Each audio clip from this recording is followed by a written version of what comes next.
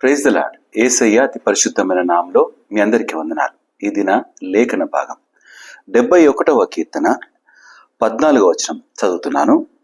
నేను ఎల్లప్పుడూ నిరీక్షింతును, నేను మరీ ఎక్కువగా నిన్ను కీర్తించుదును. ఎల్లప్పుడూ నిరీక్షిస్తాను, అడిగిన దాన్ని పొందుకోవడానికి నిరీక్షిస్తాను. నీ సన్నిధానం నుండి నీవు మాత్రమే ఇవ్వగలవు అన్న విశ్వాసంలో ఉన్నప్పుడు నిరీక్షిస్తాను. అయితే ఈ నిరీక్షణ జీవితం మనలో చాలా మందికి కొన్నిసార్లు తక్కువగా అయిపోతుంది. ఆయన పైన విశ్వాసం సన్నగిల్లినప్పుడు నిరీక్షణ జీవితం ఉండదు. ఇంకా ఇంతేనా నా బ్రతుకు అనే ఆలోచనతో నిరీక్షణ విడిచిపెడతాం, దేవుణ్ణి విడిచిపెడతాం. కానీ నిరీక్షణ జీవితం కష్టమైన, వేదనైన, ఏ పరిస్థితులైనా సరే నెమ్మదిగా ఆయన వైపుకు కనిపెట్టుకొని ఉంటాం. అట్టి విశ్వాసం కలిగిన జీవితాన్ని మనం యేసయ్య సన్నిధానంలో పొందుకున్న వారముగా కొనసాగాలి. అయితే ఈ నిరీక్షణలో ఉన్నప్పుడు కలిగే ఇరుకులు కానీ, ఇబ్బందులు కానీ, జవాబు ఇంకా దొరకలేదు అనుకున్న సమయంలో నిరీక్షణ సన్నగిల్లే స్థితిలో చేయవలసిన కార్యాలు ఆయన్ను ఎల్లవేళలా కొనియాడే వారముగా ఉండాలి. ఇచ్చినా నీవే, తీసుకున్నా నీవే అన్న మాట ఒకరు అన్నారు. యెహోవా ఇచ్చను, యెహోవా తీసుకొనెను. యోబు చెప్పిన మాట.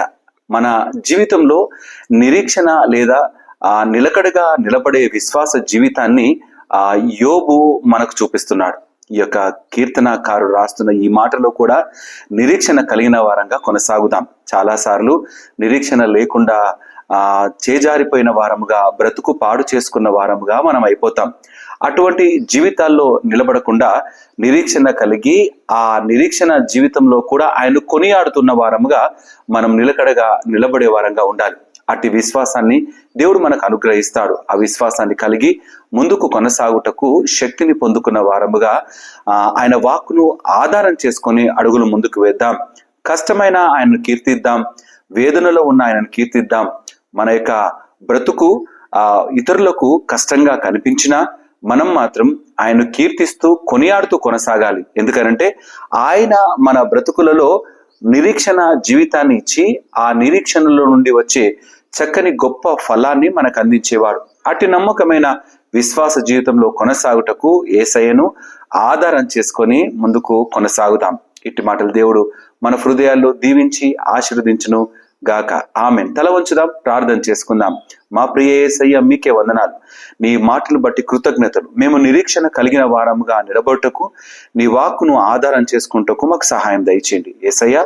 మా యొక్క ప్రయాణంలో ఎన్నోసార్లు మేము నా తండ్రి నిన్ను కొనియాడకుండా, నా తండ్రి మేము అటు ఇటుగా తిరుగులాడుతున్న వారముగా ఉన్నామేమో. కానీ నీవు మమ్మల్ని నిలకడగా నిలబెట్టే దేవుడవని, నమ్మకమైన జవాబిచ్చి మమ్మల్ని ఆనందపరిచే దేవుడవని విశ్వసిస్తూ నిన్ను కీర్తిస్తూ కొనియాడుతూ కొనసాగే జీవితంలో నిలబెట్టండి. సంతోషాన్ని, ఆనందాన్ని మా బ్రతుకుల్లో స్థిరపరచమని ప్రార్థన చేస్తున్నాం.